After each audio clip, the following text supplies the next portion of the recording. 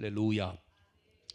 오늘 들에게 거룩하고 성스럽고 존귀한 주님의 날, 주님 존전에 나오셔서 특별히 살아계신 부활하신 우리 주님을 예배하시고 경배하는 모든 우리 주님의 성도들 여러분들 심령 후에 여러분의 가정과 일터와 직장과 사업과 자녀들의 학업 위에 진로 위에 부활하신 주님의 은총이 충만하시기를 주님의 이름으로 축복합니다. 옆 사람을 인사합니다. 잘 되고 있습니다. 앞으로도 잘 될 겁니다. 당신이 최고로 잘 될 겁니다. 한 번 더 예수님 부활하셨습니다. 할렐루야. 제가 1978년도에 3월 달에 태전에 가서 동산 침례교회라는 조그마한 교회, 동산에 있어. 동산이라 밑에 지금 눈에 선한데 78년도에 가서 이태한 전사님이라고 몸이 좀 꼽추 전사님이었어요. 꼽추, 요만한 꼽추 전사님. 그 교회를 나가기 시작을 했는데 얼마 안 있어갖고 부활절이 와갖고 토요일 날 저녁에 우리 학생들 청년들 다 밤새 12시까지 계란 달걀 삶아갖고 그 물감으로 그림 그리고 축부활 쓰고 그리고 밤샜어요. 그때는 전부 다 권사님들은 다 미리 내일 새벽에 부활절 새벽 예배 드리려고 머리 다 올리고 파마 새로 하고 그러고 그거 구겨질까봐 잘 주무시고 그리고 새벽 4시 전에 대전역까지 걸어갔어요. 성남동 날맹이 지나서 삼성동 굴다리 지나서 대전역 가니까 사람이 빼고 대전역 광장에 권사님들은 참 하얀 한복 안 입으신 분들이 참 하나도 없었어요. 다들 그 첫날부터 하루 전부터 머리 다 올리고 권사님들이 그게 우리 한국 교회였어요. 그 권사님들의 여러분 이거 뭐 마음을 아니요. 여러분들 마음이 문제 아니에요. 여러분들 결혼식 가는데 그냥 가요?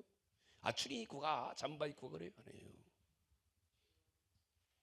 우리 오늘 침례하는데 우리가 마음으로 믿어 의에 이르고 입으로 시인해서 고백하고 구원받았지만 그거를 드러내는 행위가 침례식이거든요. 여러분들이 이해했으면 좋겠어요. 우리 기독교는 유일하게 세상 어떤 종교도 없는 부활절이 우리 기독교만 있어요. 성탄절은 어찌 보면은 우리가 성탄절 있듯이 절에서는 불탄절 하잖아요.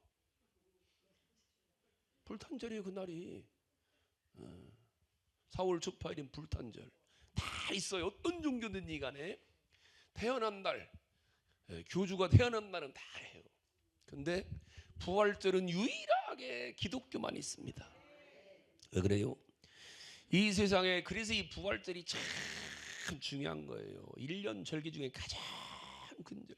그러니까 정말 전에 우리 1세대 한국 1세대 권사님들 장로님들은요.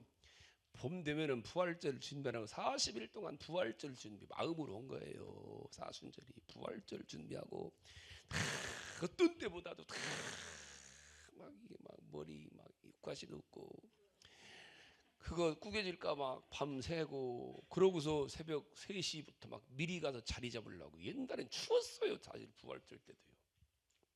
제 기억에 홍두동부터 대전역까지 1시간 가까이 걸렸거든요. 그걸 가서 자리 가보니 막 사람이 빼곡하게 있더라고. 또 끝나고 또 걸어서 해 뜨는 거 보면서 기도하고. 그런 여러분들 권사님들의 신앙이 오늘날 사실은 한국에 이런 복을 하나님이 주시게 만든 거예요.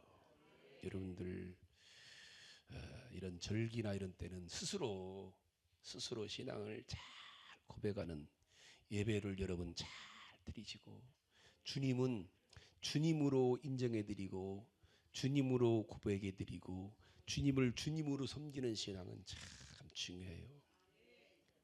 특별히 부활절은요, 세상에요 절대로 변할 수 없는 게 뭐냐면 사람은 죽는다는 거예요. 다 세상이 다 유일하게 바뀌지 않는 진리가 사람은 반드시 죽어요. 안 죽는 사람이 없어요. 세상이 바뀌어요. 시대도 바뀌지만 안 바뀌는 게 유일하게 사람은 한 번 태어났다 반드시 한 번 죽는다는 거예요. 돈 있어도 죽어요. 부자도 죽어요. 배운 사람도 죽고 못 배운 사람도 죽고 권력 있는 사람도 종교인들도 다 죽어요. 안 죽은 석가모니도 죽었어요. 공자도 죽고 맹자도 죽고 마호멧도 죽고, 오죽하면 김일성이가 죽었겠어요. 김일성 죽었잖아요. 김정일도 죽고, 김정일도 은도 이제 죽으려고 때 때문에 죽고. 왜? 모든 사람은 다 죄인이기 때문에 죄의 삭스로 인간은 반드시 죽는다는 거예요. 아, 우리 주 예수님도 죽으셨어요. 그러나 우리 주님은 주님의 죄 때문에 죽으신 게 아니라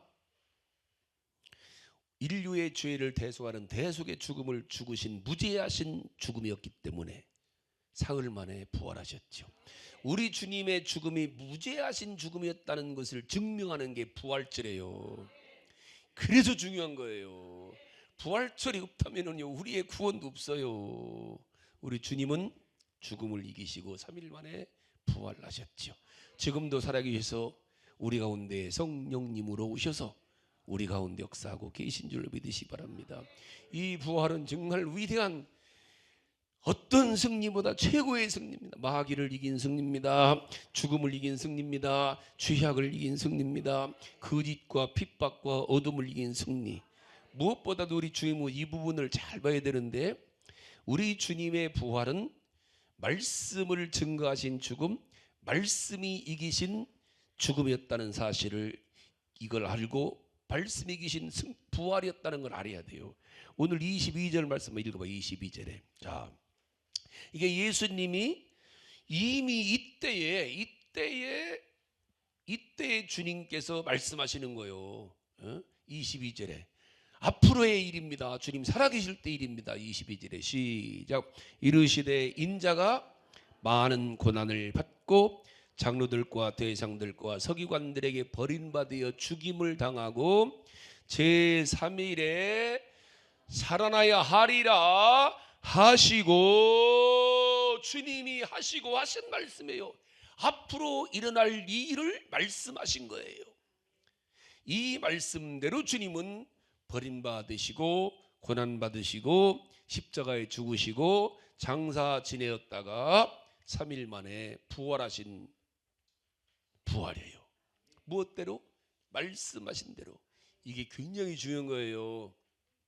주님은 우연히 부활하신 게 아니라 우연히 부활하셨다는 게 아니에요. 이미 주님은 죽으시고 이렇게 3일 만에 부활하실 이미 말씀했어요.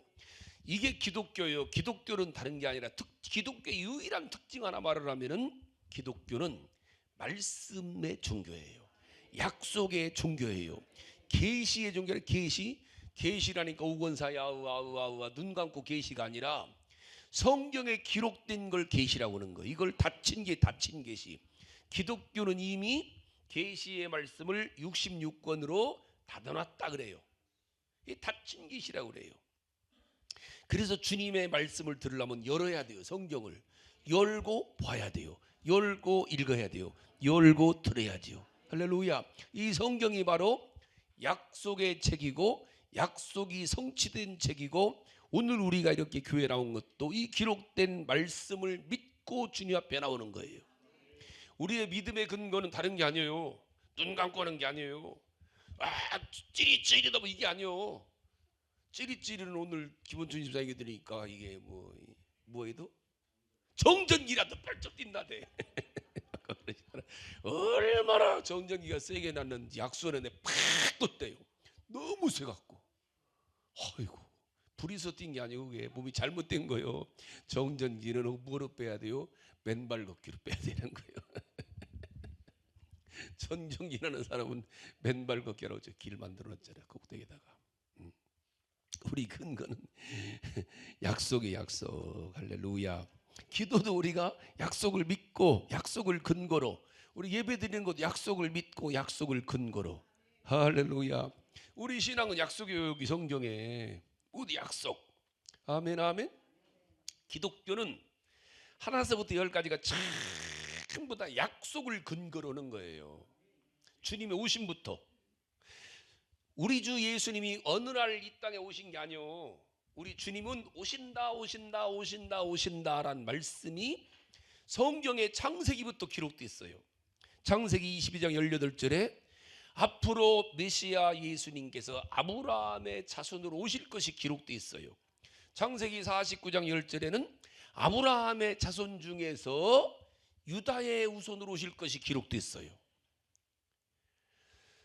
그 유다의 후손으로 오실 것이 기록되는데 이사야 11장 1절에 보면 그 유다의 후손 중에 이새의 줄기에서 다윗의 뿌리를 통해서 오실 것이 기록되어 있어요. 다시 창세기부터 아브라함의 자손 중에 유다가 있고 유다의 자손 중에 이새가 있고 이새의 자손 중에 다윗의 자손으로 오실 것이라고 기록됐단 말입니다. 그뿐 아니라 우리 주님은 남자의 그렇게 아브라함의 자손, 유다의 자손, 이새의 자손, 다윗의 자손으로 오시지만 사실은 그 피를 받지 않고 여자의 후손으로 동정녀에게 태어날 것이라고 창세기에서 말씀하셨고 이사야 7장에도 14절에 말씀하셨고, 할렐루야. 그렇게 오셨죠. 태어날 고향도 마찬가지예요. 우리 주님이 어디서 자랐어요? 나사렛에서 자랐죠. 나 예수죠. 그래서 태어나긴 어디서 태어났어요? 베들레헴에서 태어났어요. 미가 5장 2절에 보니까 예수님은 베들레헴에서 태어날 것이라고 이미 약속돼 있는데, 예수님이 태어날 때는 첫 번째 인류상 호적을 처음 하기 때문에 호적으로 그곳에 갔다가 마태복음 2장 1절에 보면 그 베들레헴 여관의 마국간의 말구에서 태어났단 말입니다. 할렐루야. 어떻게? 기록된 대로 성경에. 그래서 우리는 주님을 보려면 성경을 봐야 되는 거예요. 주님을 알려면 성경을 알아야 돼요. 이 땅에 오실 때 예수님이 절대 사람들에게 환영받지 못할 것이란 말씀대로 환영받지 못하고 오셨어요. 자, 여기 보니까 누가복음 9장 22절에 다시 읽어봐요. 시작. 이르되 인자가 많은 고난을 받고 장로들과 제사장들에게 서기관들에게 버림받아 죽임을 당할 것이라고 말씀하셨죠. 이것도 이미 그냥이 아니에요. 스가랴 11장 12절에 보면은 은 30냥에 팔릴 것이 예언됐어요. 그대로 제자 중 하나인 가룟 유다에게 은 30냥에 팔리죠. 이사야 53장 여러분 잘 아는 말씀 있죠? 주님이 멸시받겠다는, 주님이 싫어 버림받고, 주님이 찔리시고, 주님이 상하시고, 주님이 징계받고, 주님이 채찍에 맞으심으로 너희가 나음을 입을 것이라는 말씀이 있지요. 할렐루야. 그 이유가 뭐라는 거예요? 이사야 53장 6절에 보니까 우리는 다 양 같아서 우리가 그릇된 길로, 우리가 잘못된 길로 갔기 때문에 하나님께서 우리의 죄악을 누구에게? 예수님에게 담당시키셔서, 할렐루야, 우리 주님이 우리의 죄 때문에 당할, 죄악 때문에 당할 찔림과 아픔과 가난과 죽음을 대신해서, 할렐루야. 그리고 이사야 53장 7절에 오면은 그런 고통을 당할 메시아가 죽을 때까지 절대로 그렇게 고난스러워도 입을 열지 아니하고 마치 도수장으로 끌려가는 어린 양같이 잠잠할 것이라 말씀했지요. 그리고 우리 주님이 십자가 죽으실 때 한마디도 안 하시고 죽으신 거예요. 다 참고 견디고. 왜? 주님이 이미 성경에 기록된 말씀이기 때문에. 할렐루야. 이렇게 우리 주님께서 오시고 이 땅에 태어나시고 사시고 고난받고 버림받고 죽으시고 부활하신 모든 우리 주님의 일생은 이미 구약 성경에서 우리 주님 오시기 전 수천 년 전부터 다 기록된 대로, 할렐루야. 이 기독교는 굉장히 중요한 거 이게요.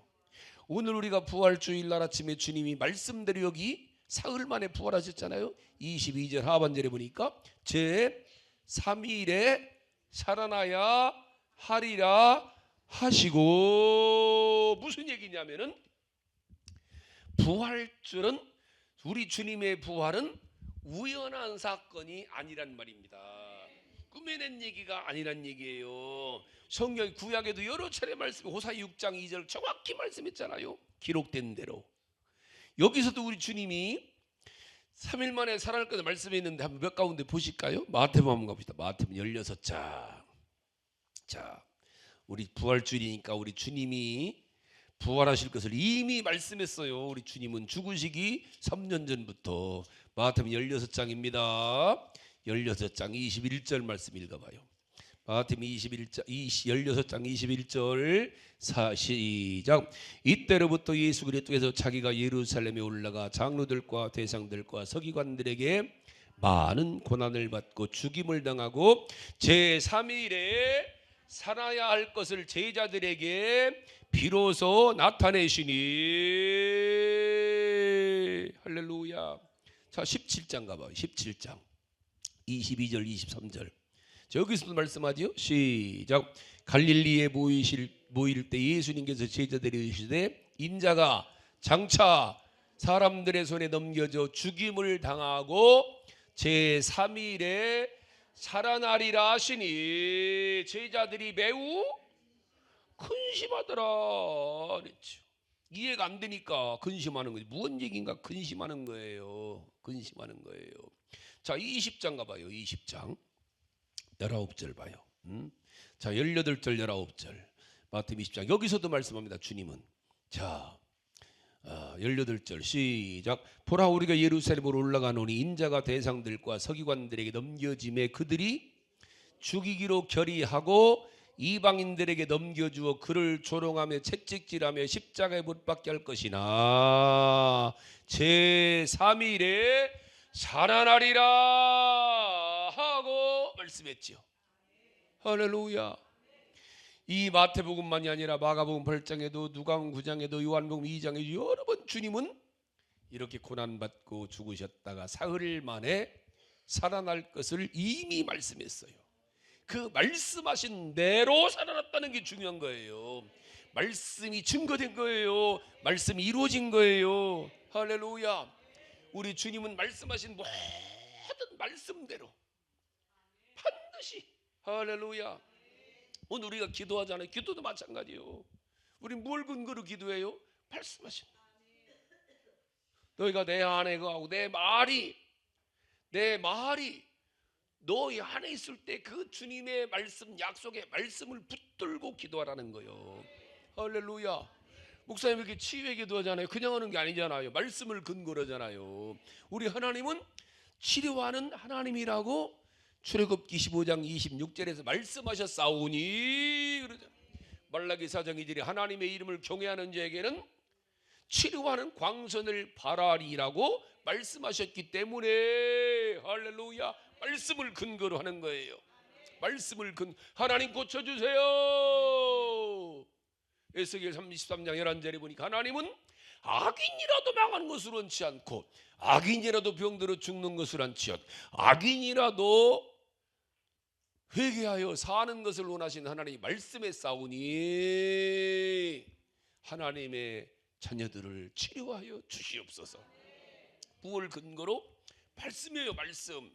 마가복음 16장 17절 18절에 믿는 자들에게는 이런 표적이 따르리니 저희가 내 이름으로 병든 자에게 손을 얹은즉 나으리라고 말씀에 싸우니, 지금 손을 얹었나이다. 그래서 손을 얹는 게 중요한 거예요. 손을 얹은즉 나으리라겠는데, 옆 사람 볼 것 같으니까 그냥 난 얹은 줄 알겠지. 아니에요. 얹으라는 거예요. 주님이 네 손을 얹으라는 거예요. 하나님의 사람들의 손을 얹으라는 거예요. 손을 얹은즉 나으리라요. 말씀을 우리는 잘 듣고 어린아이같이 하라면 하는 거예요. 그냥 하라면 해요.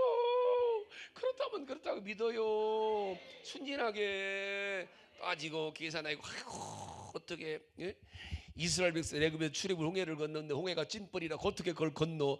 그 뻘이었을 거야. 뻘이 그냥 믿어요. 어떤 분이 그러더라고. 그럼 뻘에서 애굽 사람도 다 빠져 죽었다네. 그냥 믿어요. 뭘 믿어요?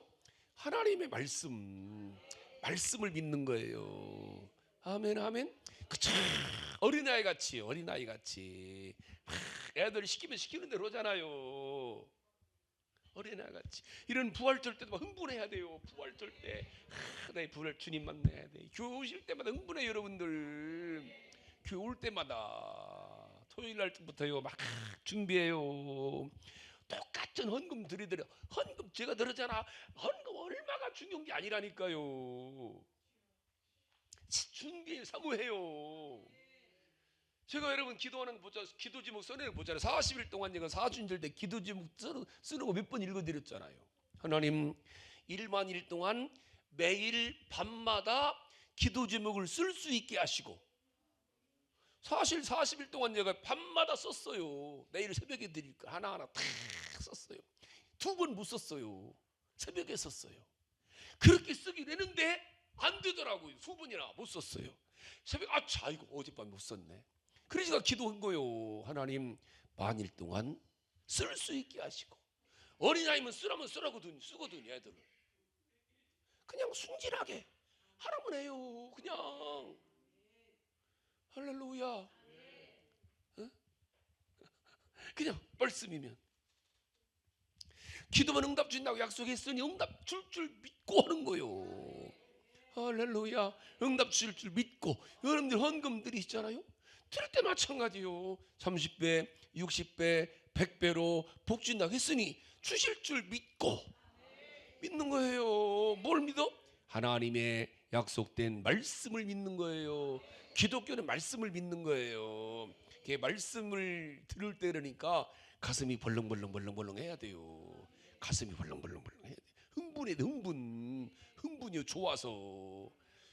그래 자다도 웃지. 자다도 웃어요. 전 자다가 잘 웃어요. 자다도 꿈도 잘 꾸고. 저는 중요한 말씀 전할 때는요 꿈에서 막 부흥이 옵니다. 밤새 부흥해요. 근데 기가 막힌 게요 그 밤에 밤새 설교 온 게 다 기억나갖고 팍 일어서고요. 참 얼마나 행복한지 몰라요. 감사해요. 정말 감사해요. 좋다고 오셔요. 목사님 행복한다는데 뭘 그렇게 싫어갖고.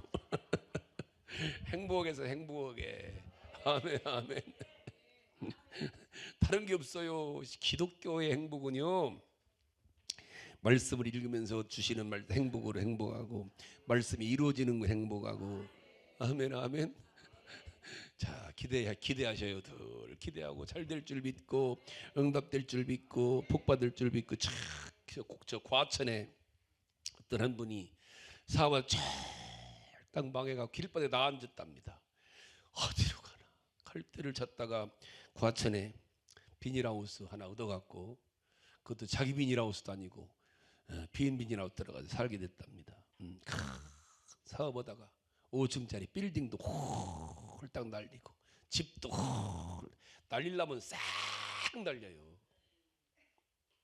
어제도 제가 싹 날린 분 한 분 제가 만나고 왔는데 신망해서 밥도 사주고 내가 선물 사주고 그러고 왔는데 날리려면은요 여러분 그렇게 그냥 한 방 훅 가요. 그래 정신도 바짝 차려야 돼.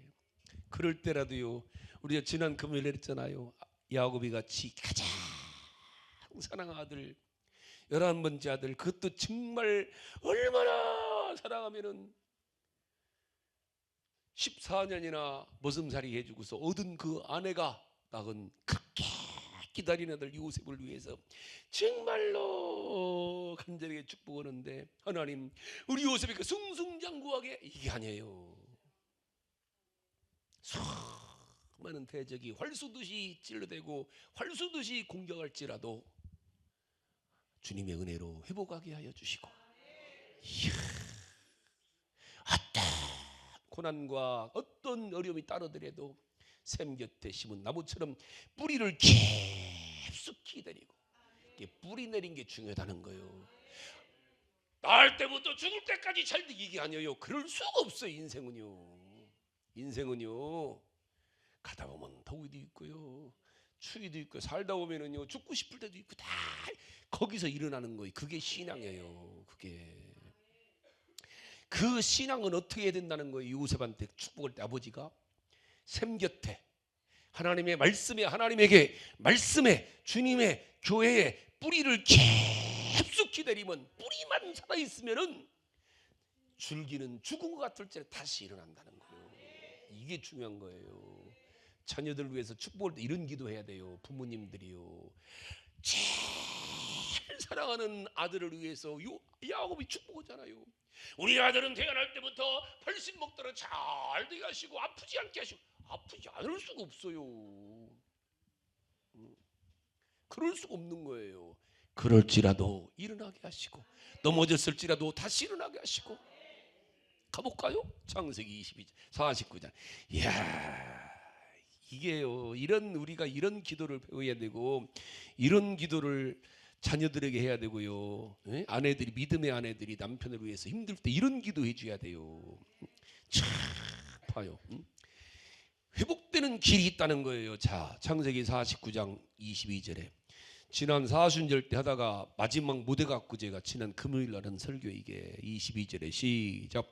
요셉은 무성한 가지고 샘 곁에 무성한 가지라. 그 가지가 담을 넘었도다.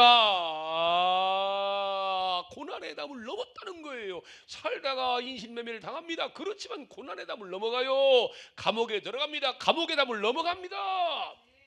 넘어가는 거예요. 넘어가는 복. 23절 시작. 활 쏘는 자가 그를 학대하며 적개심을 가지고 그를 쏘았어. 이런 사람들이 있다는 거예요. 잘 되려면 어쩔 수 없어요. 잘 되는 사람들은 공격자들이 많아요. 수많은 적들이 있어요. 사업의 적들이 있어요. 정치하는 적이 있어요.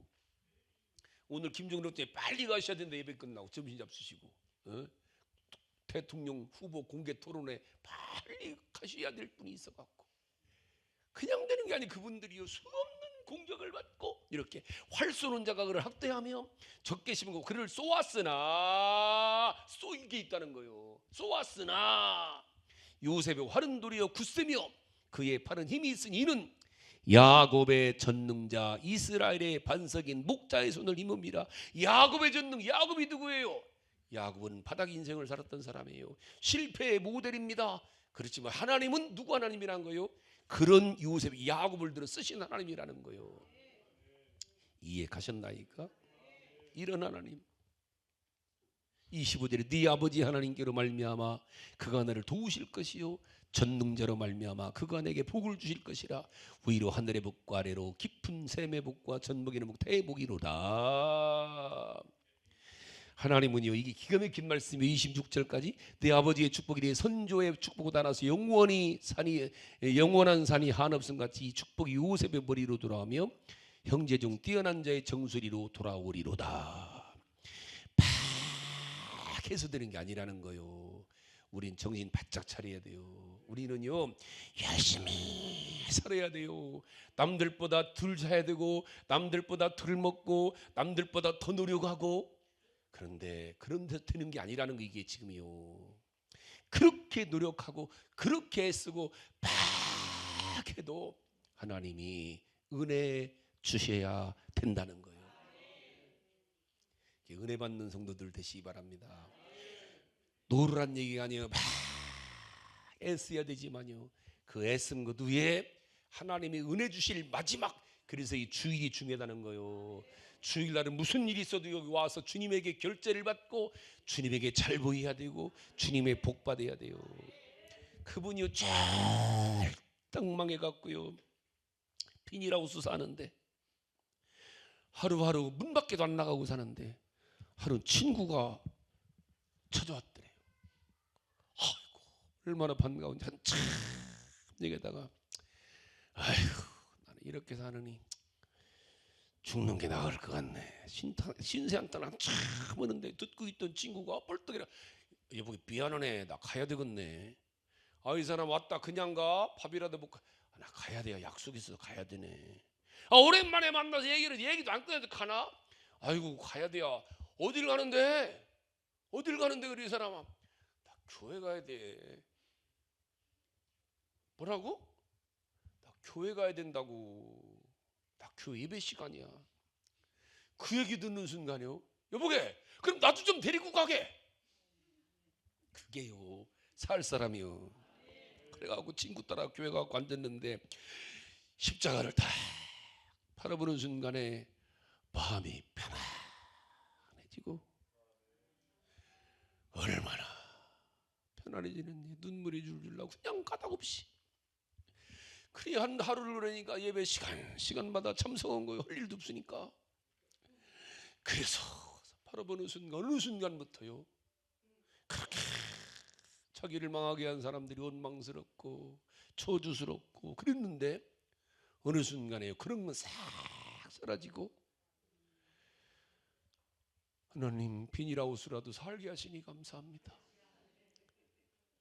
아내가 있음을 감사합니다. 자식들이 있음을 감사합니다. 건강하니 감사합니다. 오늘 또 점심 먹고 왔나이다 감사합니다. 어느 순간부터 감사가 나오더라 입에서. 그때부터 시간만 남은 교회 가서 청소도 하고 바닥도 쓸고 쓰레기도 줍고 찬송도 하고 어느 순간부터 주여 내 인생 주님께 맡깁니다. 얼마나 편안한지요. 오늘날 누가 전화 왔더니 또 하는 친구가, 이 친구가 제약회사를 큰 제약회사 하는 사장인데 여보기 자네 요새 놀고 있다면서. 나 그냥 노네. 어디 있나? 나 교회에서 그냥 있네. 그래요? 여보게 혹시 내가 회사에서 수입한 화장품이 있는데 그 회사 한국 총판을 맡을 사람을 찾고 있는데 혹시 자네가 좀 나 좀 도와주면 안 되겠나? 아이고 왜 안 되겠나 해야지. 남의 사무실 옆에다가 한평 남짓한 데다가 그냥 전화기 하나 놓고서 사업을 다시 시작했다는 거예요. 이게 얼마나 철드는지. 한 평짜리가 30평 되고 60평 되고 1년 만에 집 사고 빌딩 사고. 할렐루야. 그게 달라진 건 아무것도 없어요. 하나님 믿고 의지하다 보니까 이 속에 원망이 사라지고 불평이 사라지고 남 탓이 사라지고 주여 비닐하우스도 감사합니다.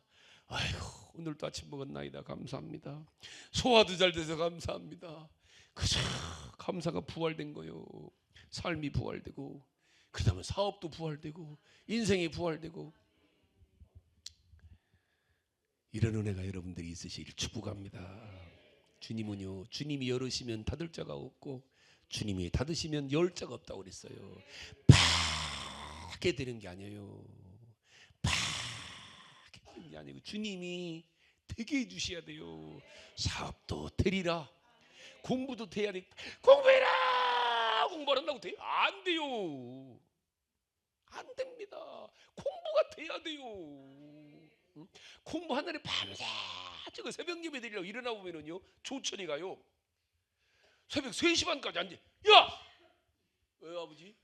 너 안 잤냐? 시험 기간이에요. 야 인마 자. 아버지가 대신 시험 볼 거 아니잖아요. 아이고 또 그만 공부 그만해. 그렇게 공부했어요. 그걸 허락해서 합니까? 지가 하는 거지. 공부 허락해서 하는 게 아니에요. 지가 하는 거예요. 공부가 되리라. 사업이 되리라. 할렐루야. 우리 성도들이 그런 은혜가 있으시고 우리 아이들이 이런 은혜 공부가 돼야 돼요. 한 번만 봐도 기억나야 돼요. 할렐루야. 이런 은혜가 있어야 돼요. 아멘 아멘. 이게 부활의 주님이에요. 문제는요 마지막으로 한 가지만 더요. 그렇게 주님 여러 번이나 고난받고 죽으시고 부활하시고 다시 살 걸 그렇게 아까 여러 번 찾아봤잖아요. 근데 그 말씀을 직접 들은 제자들이 안 믿더라는 거예요. 안 믿었다는 거예요. 그걸 어떻게 알아요?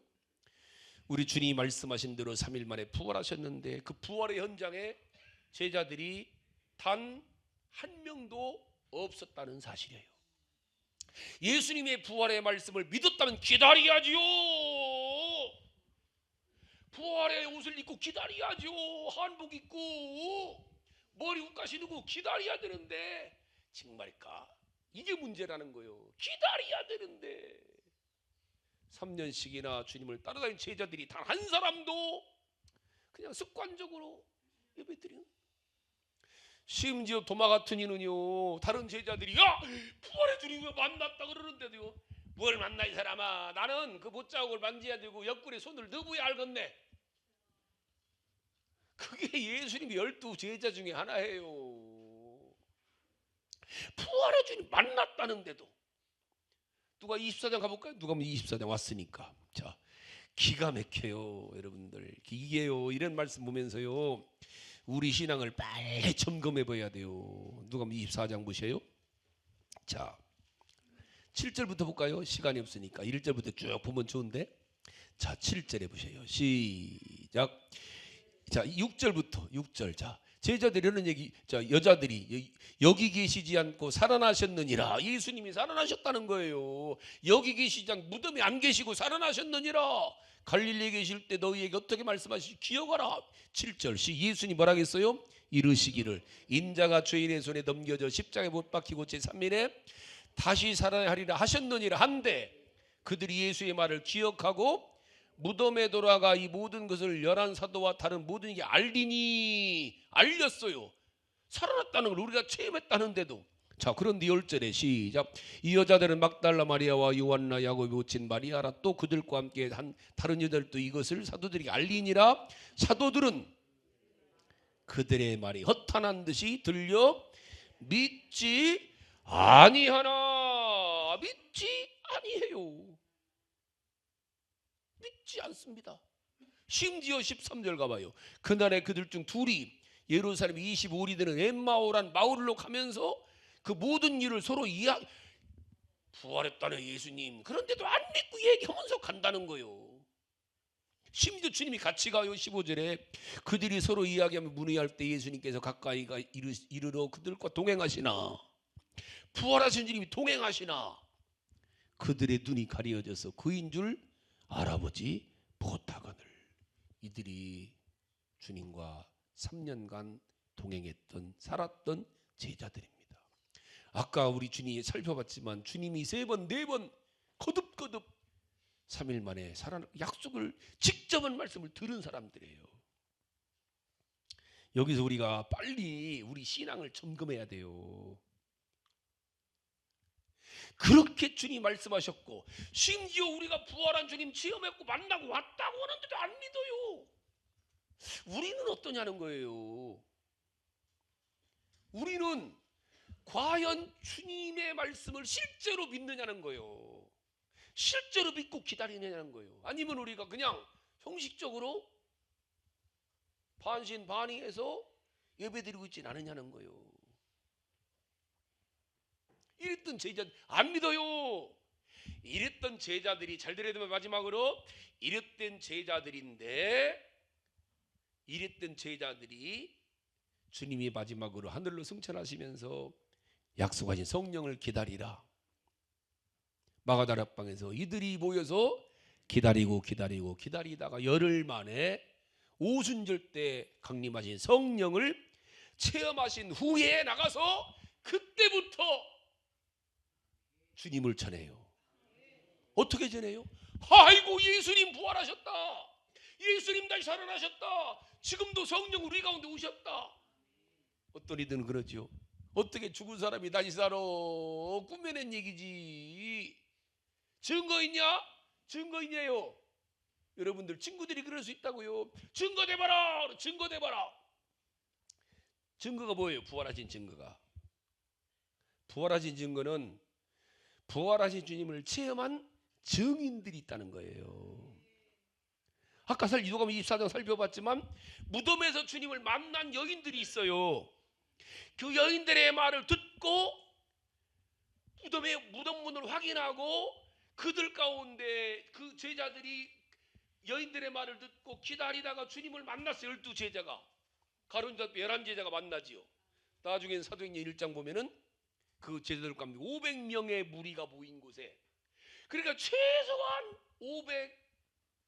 515명 이상은 부활하신 주님을 최소한 만났어요. 증인이 500명이 넘는단 말입니다. 할렐루야. 그들이 그럼 누구요? 그들이 500명이 누구예요? 주님이 고난받고 십자가 죽이 다 도망갔던 사람이에요. 자기들이 해를 받을까봐, 어려움 받을까봐. 심지어 부활하신 주님을 만나고 나서도 다 도망갔어요. 이렇게 비겁했던 제자들이에요. 이들이 어떻게 변해야 돼요? 오순절 때 성령을 받아버린 거예요. 할렐루야. 이게 주님의 부활의 증인이에요. 증거요. 최고의 증거. 만난 사람이 증인이 있다. 할렐루야. 오늘도 마찬가지예요. 아이고야, 그 성경에 다 기록된 거요.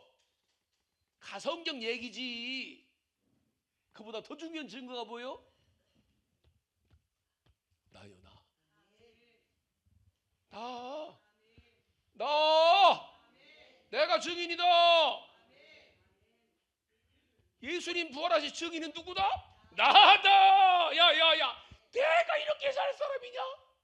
나요다. 그러니까 너 어떻게 이렇게 변화됐냐?